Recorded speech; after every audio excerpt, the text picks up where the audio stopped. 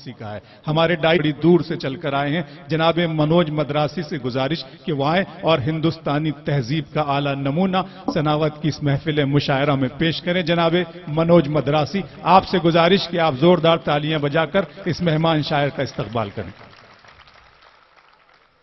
आप सभी को सलाम करता हूं, प्रणाम करता हूं। तालियां आपकी अपनी है, जहां अच्छा लगे वहीं बजाना। हंसी आपकी अपनी है, जहां अच्छा लगे वहीं हंसना। आप कोई नवजोत सिंह सिद्धू तो हो नहीं जो किसी बात पर हंसे। भगवान आपको जीवन में बहुत हंसाए, मगर दो लोगों की हंसी से हमेशा बचाए। एक अर्चना पूरन सिंह, दूसरा राहुल महाजन। हंसी मन के भीतर से आनी चाहिए, जरूरी नहीं हंसी अपने आसपास बिखरी पड़ी है। हम इसलिए नहीं हंस पाते क्योंकि समस्या उससे ज्यादा बड़ी है। समस्याओं से बाहर आके हंसे, दिल खोल के हंसे, हंसी खुद ब खुद बाहर आएंगी। मुझसे आप ये थोड़ी देर पहले नईम अख्तर जी कह रहे थे, बोले बेटा बहुत अच्छा कार्यक्रम है, एक शाम मोहब्बत के नाम। मैंने कहा दादा बहुत अच्छी बात है। बोले तू क्या पढ़ेगा? मैंने कहा मैंने कुछ सोचा नहीं। बोले मैं पहली पंक्ति देता हूं, दूसरी तू कंप्लीट कर ले। मुझे नईम अख्तर जी ने पहली पंक्ति दी, बोले प्यार के रास्ते में थोड़ा बदनाम होना पड़ता है। मैंने उसमें दूसरी पंक्ति जोड़ी, प्यार अगर रास्ता भटक जाए तो आसाराम होना पड़ता है।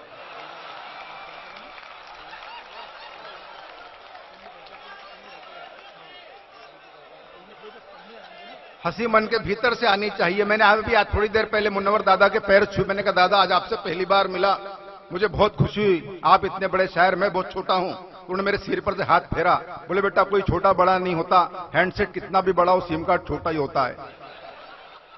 आदमी वो अच्छा जो दूसरों का हौसला बढ़ाए, जैसा आप सब बढ़ा रहे हैं। मैंने जानू भाई से कहा भी था, इतने अच्छे अच्छे कवियों को बुलाया, सारे गोरे चिट्टे कवि बुलाए, एक ब्लैक पीस क्यों बुलाया?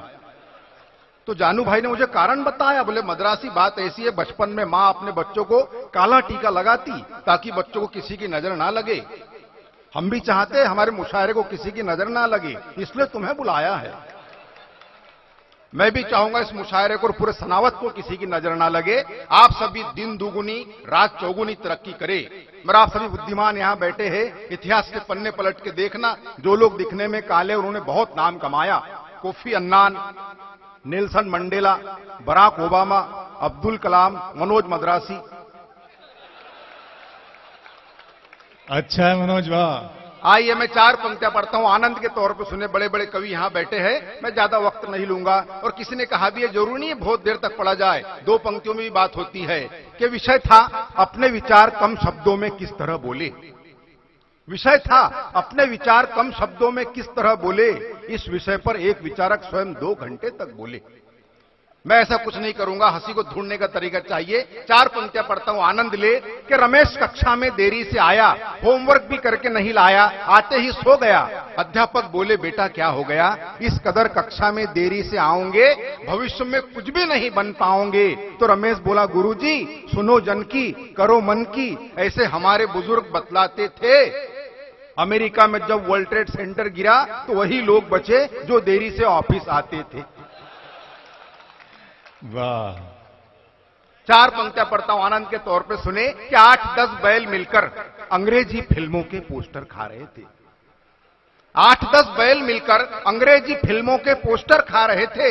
यह दृश्य देखकर नन्हे नन्हे बछड़े ललचा रहे थे। थोड़ी देर पश्चात मैंने एक बैल से पूछा, सारे पोस्टर खा लिए, बछड़ों को नहीं दिए?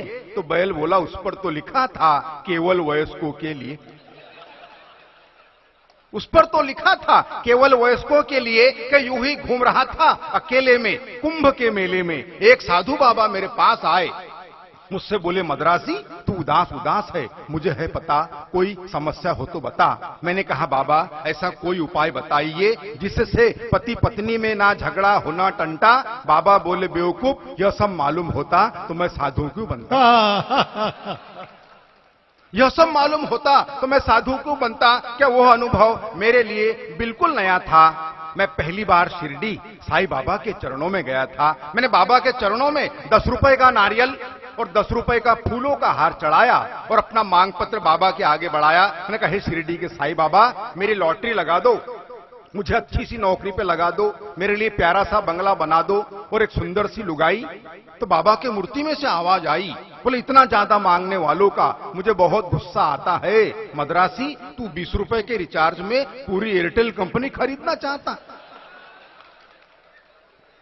भगवान से इतना ज्यादा भी न मांगे, खुद का कॉन्फिडेंस ऊंचा होना चाहिए। 4 पंक्तियां पढ़ता हूं, आनंद ले के दारूबंदी पर मंत्री जी का भाषण। भाषण के बाद कुछ कार्यकर्ता मंत्री जी के पास आए, बोले सर आपने दारूबंदी पर अच्छा भाषण दिया है, जनता का दिल जीत लिया है। तो मंत्री जी हंसकर पीए से बोले, देखा मैं जनता की नस टटोल लेता हूं, सच बात तो ये है पीकर भी अच्छा बोल लेता हूं। आदमी जैसा दिखता वैसा होता नहीं है बाबूजी। मैं भी होली के दिन मेरे एक दोस्त के घर गया, उसके घर गया, होली की बधाई दी। उसका लड़का सामने आया, बोले अंकल हैप्पी होली, ले पानी पियो। मैंने कहा बेटा तेरा नाम क्या है? बोले अंकल मेरा नाम है अंकुश। मुझे बहुत खुशी हुई, मैं पानी पी रहा था तो एक बच्ची सामने आई। मैंने मित्र से पूछा ये कौन है? मित्र बोला मेरी छोटी बेटी प्रगति। मैंने कहा गजब कर रहा है, तू पहला आदमी है जो अंकुश के बाद प्रगति कर रहा है। वाह वाह वाह वाह। हंसी अपने आसपास बिखरी पड़े, उसे कलेक्ट करने का तरीका चाहिए। 4 पंक्तियां पढ़ता हूं, आनंद के तौर पे सुने। आपने भी बस में यात्रा की होंगी, कई विचार आपके मन में आते होंगे, आप उन्हें शब्दबद्ध नहीं करते, कभी अपनी जाल में बुन लेता है। कि बस में सफर करते हुए एक यात्री ने कंडक्टर से पूछा, बस में कितने घंटे रहते हो भाई? कंडक्टर हाजिर जवाब था, बोला 14 घंटे सरकारी बस में रहता हूं और 10 घंटे पत्नी के बस में रहता हूं। 14 घंटे सरकारी बस में और 10 घंटे पत्नी के बस में रहता हूं। मुझे मेरा पता है कैसे सहता हूं, कभी इसके कभी उसके बस में रहता हूं। कभी इसके कभी उसके बस में रहता हूं। मैं मूलतः आंध्र प्रदेश का हूं। मेरे पिताजी, मेरे दादाजी, मेरे बड़े भाई सभी पुलिस विभाग में है। मैं हमारे खानदान में अकेला कवि हूं। कभी कभी तो मेरे पिताजी मुझे गौर से देखते, आखिर गलती हुई कहां। एक दिन मेरे पिताजी ने मुझसे कहा, बोले बेटा कवि सम्मेलन तो रात में रहते, दिन में पुलिस की नौकरी कर ले। मैंने कहा पिताजी ये चोरी चपाटी काम मुझे नहीं जमती। तो पिताजी ने बेल्ट निकाला, बोले चोरी चपाटी से पुलिस का क्या संबंध? तो मैंने बात को संभाला, मैंने कहा मेरे बात को नहीं समझ रहे आप। मैं ये कहना चाहता था जिस देश में 80% जनता किसी न किसी तरह के भ्रष्टाचार में लिप्त हो, वहां पर 20% ईमानदार पुलिस वाले क्या कर सकते? वाह। आपकी तालियां उतनी ही कमजोर हो गई जितनी दिल्ली में भाजपा। नहीं, भाजपा का कम होना भी एक बहुत अच्छा कारण है। अमित शाह चुपचाप बैठे थे तो नरेंद्र मोदी ने पूछा, बोले क्यों नाराज हो? बोले दिल्ली में जो हुआ मुझे इसकी उम्मीद नहीं थी। नरेंद्र मोदी ने कहा मुझे इसकी पूरी उम्मीद थी। बोले आप कैसी बात कर रहे हैं? बोले हाँ, चुनाव के समय में सभी के पास गया, मैंने उनसे पूछा किसे वोट दोगे? सभी ने कहा था बोले आपको। अरे अच्छा है मनोज भाई, वाह वाह वाह वाह। आइए अब इस विषय को मोड़ता हूं। मैंने कहा हंसी को ढूंढना चाहिए, हंसी कहां कहां छुपी है। आदरणीय बाबा यहां बैठे हैं, हर आदमी परेशान है सर। आप किसी से पूछो वो यही कहेंगे मैं परेशान हूं। मेरे एक दोस्त मिला, बोला क्यों परेशान है? बोले यार बच्चे ने मोबाइल बिगाड़ दिया। 2 दिन बाद फिर मिला, मतलब आप क्यों परेशान है? बोले यार मोबाइलों ने बच्चों को बिगाड़ दिया।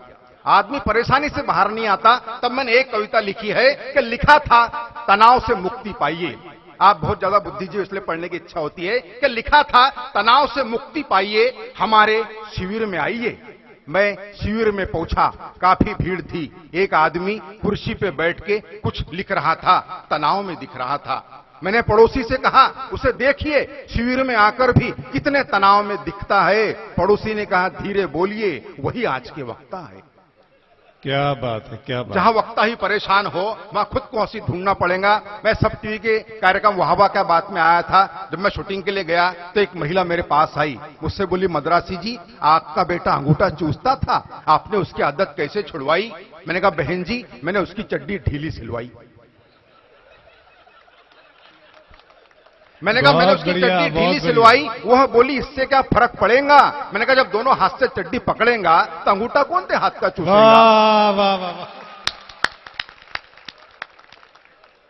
मैं जिस बात को घुमा फिरा के वापस लेके जाऊंगा, मैं सर पुलिस के भर्ती में गया। पिताजी ने कहा बेटा पुलिस के भर्ती में जा। मैं पुलिस के भर्ती में गया। कमिश्नर साहब ने मुझे ऊपर से नीचे तक देखा और बोले क्यों रे मद्रासी, तेरे हाथ अगरबत्ती पैर मोमबत्ती, फिर भी तो होना है पुलिस में भर्ती। तो मैंने कमिश्नर साहब से कहा, मैंने कहा साहब मेरा सिर्फ इतना है कहना, मैं तो ये बताने आया कि मेरे भरोसे पे मत रहना। वो साहब मुस्कुरा, एक कांस्टेबल को बुलाए, उसके हाथ से टेप लिया, मेरे छाती से लगाया, बोले मद्रासी छाती फुलाओ। मैं अपनी छाती फुलाई, बोले बताओ देश के लिए क्या कर सकते हो? मैंने कहा साहब मैं अपने देश के लिए अपने खून की आखिरी बूंद तक दे सकता हूं।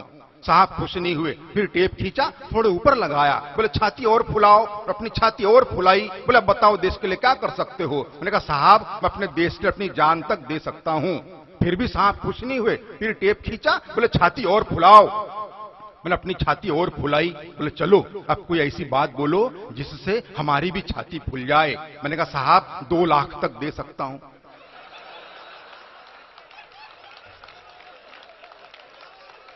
बहुत अच्छा है मनोज, वाह वाह वाह। मैं सच्ची बात बताऊं सर, पुलिस में भर्ती तो नहीं हुआ। मैं रात में 2 बजे का समय, मेरे पिताजी ने मुझसे कहा, बोले बेटा कोई कवि सम्मेलन तो नहीं है, साथ में चल। आप कल्पना करो कि रात में 2 बजे का समय है और ऐसा प्रसंग सामने आ जाए कि रात में गश्त के दौरान रास्ते में सो रहे कुत्ते को पुलिस वाले ने डंडे से मारा।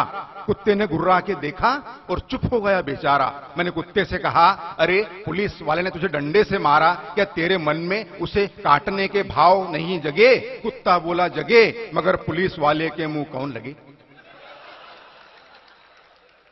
कुत्ता बोला जगे, मगर पुलिस के मुंह कौन लगे। जैसे ही पुलिस की जीप बढ़ी आगे, 2 चोर आ रहे थे, भागे भागे। पुलिस वालों ने चोरों को पकड़ा, अपना हाथ दिखाया तगड़ा।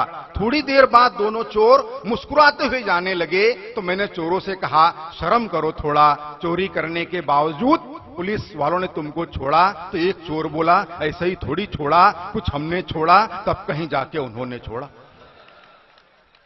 आइए, ये दौर चलता ही रहेगा, मगर जिस कविता के लिए मुझे खास करके जानू भाई, आफ्ताब भाई ने बुलाया था, उस कविता को पढ़ता हूं। पंडित जवाहरलाल नेहरू का जन्मदिन हम पूरे देश में बाल दिवस के रूप में मनाते हैं सर, मगर एक दिन को छोड़ दिया जाए बाबूजी तो किसी समस्या का समाधान नहीं निकलता। वहां से मैंने कविता को ढूंढने का प्रयास किया है कि जिस बालक के साथ हमने बाल दिवस मनाया, शाम को वही बालक हमारे पास आया, बोला अंकल आज मैंने पूरे 100 रुपए कमाया। मैंने कहा बेटा कहीं चोरी की या सट्टा लगाया? वह बोला नहीं नहीं, यह रुपए मैंने मेहनत से कमाए हैं। बाल मजदूरी अपराध है के पोस्टर पूरे शहर में लगाए हैं। वाह वाह वाह वाह वाह वाह वाह वाह वाह। यह रुपए मेहनत से कमाए, बाल मजदूरी अपराध है के पोस्टर पूरे शहर में लगाए हैं। कि बाल दिवस के दिन प्रकाश नाम का एक बालक अंधियारे में खड़े होकर सब्जी बेच रहा था। मैंने उससे पूछा, पालक है क्या? उसने मुझे घूर के देखा, बोला भाई साहब अगर पालक होते तो मैं सब्जी क्यों बेचता? वाह वाह वाह वाह। अगर पालक होते तो मैं सब्जी क्यों बेचता? मैंने कहा बेटा मैं उस पालक के बारे में नहीं पूछ रहा, ये बता ये पालक क्या भाव बेच रहा? उसने फिर बोला ले जाओ, वैसे भी आजकल पालक को भाव कौन देता। तब जाके मैंने लिखा है कि कहीं छाव कहीं धूप होते हैं, कहीं छाव कहीं धूप होते हैं। बच्चे बच्चे भगवान का रूप होते हैं। कुल का दीपक बुढ़ापे की लाठी, जाने कैसे ख्वाब सजा लेते हैं। बच्चों का भविष्य उज्जवल हो इसीलिए माँ बाप अपना वर्तमान जला देते हैं। वाह वाह वाह। कि चेहरा चेहरा खिला खिला था, मित्र आज बरसों बाद मिला था। मिलते ही बोला यार तू आ कभी, नजदीक ही मेरा बंगला है, गाड़ी है, नौकर चाकर है, विदेशी बैंकों में लॉकर है, सुंदर सी पत्नी है, फूल से बच्चे हैं। यह सारी बातें वो कह गया एक ही दम में। मैंने उससे पूछा माँ पिताजी कहाँ हैं? वह बोला वृद्धाश्रम में। सारी बातें कह गया एक ही दम में। मैंने पूछा माँ पिताजी? वह बोला वृद्धाश्रम में। मैंने कहा दोस्त धन दौलत तो साथ में घड़ी दो घड़ी होती है, मगर याद रख जिस घर में माँ बाप होते हैं वो जगह जन्नत से भी ज्यादा बड़ी होती है, बड़ी होती है। बहुत अच्छा है मनोज, वाह वाह वाह वाह। आयोजन समिति को विशेष तौर पे बधाई देता हूं। और इतने अच्छे आयोजन क्यों जाके सफल होते हैं? 4 पंक्तियां पढ़ता हूं आयोजन समिति के सम्मान में कि अस्पताल में फल वितरण के दौरान डॉक्टर ने कहा मरीज की तबीयत सुधरने की बजाय बिगड़ रही है साहब, कहीं कार्बाइड से पके फल तो नहीं खिला रहे आप? मरीज की तबीयत सुधरने की बजाय बिगड़ रही है साहब, कहीं कार्बाइड से पके फल तो नहीं खिला रहे आप? वे बोले कमाल है, मैं अपना जन्मदिन मना रहा हूं, बाजार से लाकर ताजे फल खिला रहा हूं और मेरे जन्मदिन की खुशियां गम में बदल रही है कैसे? और मरीज से बोले क्यों रे, ताजे फल खाकर तेरी तबीयत बिगड़ रही है कैसे? तो मरीज ने हंसते हुए कहा बाबूजी आदमी मन के स्वभाव के सच्चे होना चाहिए, फल बाजार के नहीं फल करनी के होते होना चाहिए, फल करनी के। क्या कहने। एक माहिर नफ्सियात ने कहा था कि मुस्कुराहट रूह का दरवाजा खोल देती है। दोस्तों, मनोज मद्रासी ने देखा, आपसे मुलाकात की, आपके जज्बात बल्कि अवामी जज्बात की उन्होंने अक्कासी की। उन्होंने तंज के हवाले से मुख्तलिफ मौज़ूआत और मुख्तलिफ मकामात पर ऐसी भी बातें की जिन बातों ने आपको सोचने पर, गौर व फिक्र करने पर मजबूर कर दिया। यही तंजिया और मज़ाहिया शायरी की अलामत है। हम उन्हें और आपको मुबारकबाद पेश करते हैं। अगर आपने अभी तक हमारे YouTube चैनल झनकार डी सनात को सब्सक्राइब नहीं किया है तो सब्सक्राइब करें और बेल आइकन को क्लिक करें।